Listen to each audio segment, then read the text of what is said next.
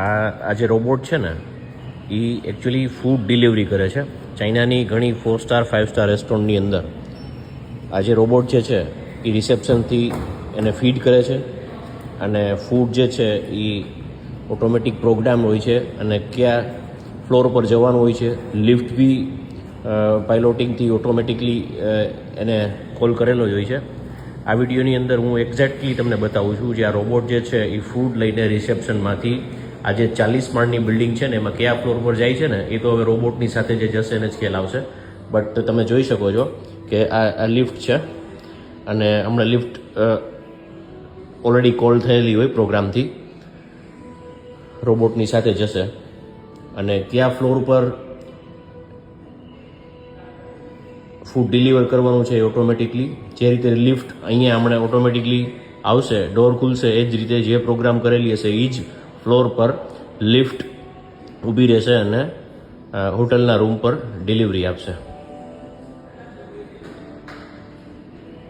આપણે લિફ્ટનો વેઇટ કરીએ છીએ ત્યાં સુધી જસ્ટ વેઇટ એન્ડ વોચ કે આ એકદમ જે આપણે ડિલિવરી ફૂડ ડિલિવરીના પર્સનલ હોય ને એને રિસેપ્શન સુધી જ એન્ટ્રી હોય છે અને રિસેપ્શન પરથી આ રીતે પ્રોગ્રામિંગ કરી અને આમને ફીડ કરવામાં આવે છે. જસ્ટ વેઇટ, જો સાઇન ખુલી છે રોબોટ એની રીતે જાય છે. લિફ્ટ એકદમ ખુલી છે.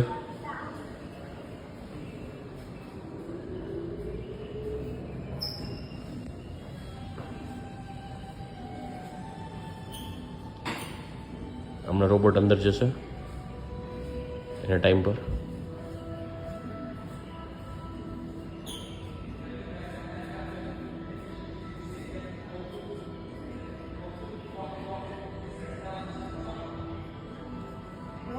રોબોટ બી એન્ટર થાય છે.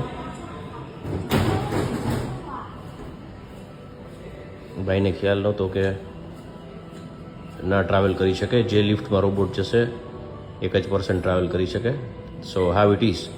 આના પછીના વિડીયોમાં કદાચ આ 2 મિનિટથી વધારે વિડીયો થઈ ગયો છે બટ જેવો ડિલિવરી કરીને આવશે ને એટલે હું અહીંયાથી જ તમને બીજો વિડીયો કન્ટિન્યુ કરીશ. Thank you.